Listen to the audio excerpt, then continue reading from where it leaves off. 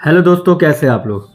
तो दोस्तों, आज हम करने जा रहे हैं क्लास 10th का chapter number 8 the sermon at Benares. देखिए, द सरमन एट बनारस में हम महात्मा बुद्ध के जीवन पर प्रकाश डालेंगे और साथ ही उनकी शिक्षाएं क्या थी ये भी जानेंगे। और पूरी समरी जो होगी वो हिंदी में होगी और इसमें सारे मेन पॉइंट्स जो होंगे ना वो हम कवर करेंगे। ठीक है, तो स्टार्ट करते हैं। चलिए दोस्तों, लुम्बिनी में प्रजा बहुत ज़्यादा खुश थी। उसके पीछे का कारण ये था क्योंकि उनके राजा का पुत्र हुआ है। जी हाँ, राजा शुद्धोधन के यहाँ सिद्धार्थ पैदा हुए। सिद्धार्थ कोई और नहीं, अभी हम देखेंगे, महात्मा बुद्ध ही है।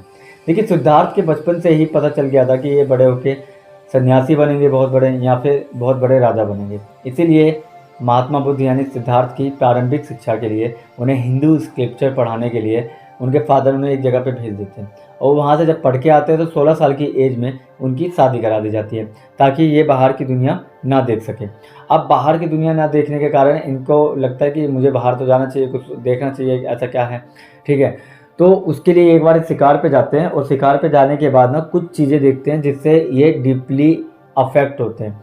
फॉर एग्ज़ाम्पल, सबसे पहले एक सिक मैन देखते हैं, यानी एक बीमार व्यक्ति देखते हैं। उसके बाद एक ओल्ड मैन देखते हैं, बूढ़ा व्यक्ति जो कि बुढ़ापे के दर्द को झेल रहा होता है। इसके अलावा हम देखते हैं कि ये एक लाश को देखते हैं जो कि 4 कंधों पे जा रही होती है। उसके अलावा एक मॉन्क को देखते हैं जो मांग मांग कर अपना पेट भर रहे थे, यानी भिक्षा ले रहे थे। ये चीज़ इनको डीपली इफेक्ट करती है कि क्या यही ज़िंदगी है, यही जीवन है। इनके सवालों के लिए ये एक रात अपने राजमहल को त्याग कर चले जाते हैं बाहर अपने सवालों के जवाब ढूंढने के लिए। और फाइनली ये एक पेड़ के नीचे बैठते हैं और वहाँ पे कुछ दिनों तक अपना आत्मज्ञान पाते हैं और उस समय को एनलाइटमेंट कहते हैं। और उस ट्री को, जिस ट्री के नीचे वो बैठे थे, उन्हें आज भी हम बोधि ट्री के नाम से जानते हैं। यहाँ से राजकुमार सिद्धार्थ महात्मा बुद्ध बन जाते हैं।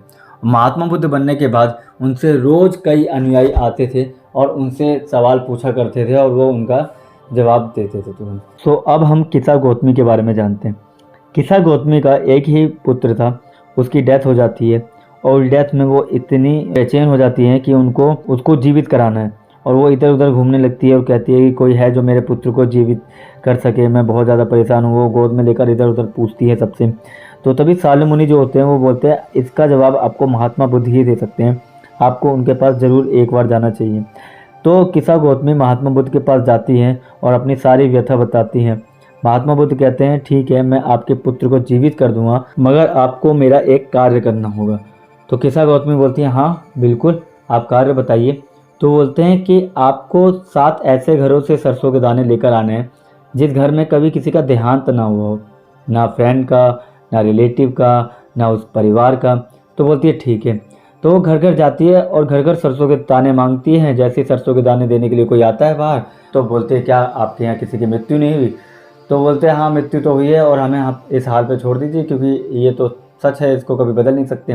तो ये सुन के वो क्या करती हैं कि किसी भी घर से सरसों के दाने नहीं ले पाती है, क्योंकि ऐसा कोई घर मिलता ही नहीं है जिस घर में कभी किसी का देहांत ना हुआ हो। अब वह निराश होकर सड़क के किनारे बैठ जाती है और सोचने लगती है कि अब मेरा पुत्र कभी जीवित नहीं हो पाएगा, क्योंकि महात्मा बुद्ध ने जो कार्य दिया था मुझे वो मैं कार्य पूरा नहीं कर पाई। अब ये सोच ही रही होती है कि इनके दिमाग में कुछ आता है, इस भी घर में गई हूँ कि उनके यहाँ मृत्यु हुई है, तो फिर मेरे पुत्र की मृत्यु को कैसे रोकी जा सकती है। अब वो ये सोच ही रही होती है कि उनको पता चल जाता है कि मैं बहुत ज़्यादा स्वार्थ हो गई हूँ बच्चे के प्यार में और मुझे उस स्वार्थ को भुलाना होगा। महात्मा बुद्ध जो मुझे समझाना चाहते थे वो मैं समझ चुकी हूँ। और इस तरह महात्मा बुद्ध की लाइट किसा गौतमी के ऊपर पड़ती है और किसा गौतमी को जीवन का ज्ञान समझ में आ जाता है। तो बच्चों, हमने क्या सीखा चैप्टर से हमने सीखा कि महात्मा बुद्ध की तर्क शक्ति इतनी अच्छी थी कि वो कुछ भी समझाते थे, लोगों को समझ में आता था। जीवन को लेकर महात्मा बुद्ध का क्या मानना था। महात्मा बुद्ध का मानना था कि जीवन दुखों से भरा हुआ है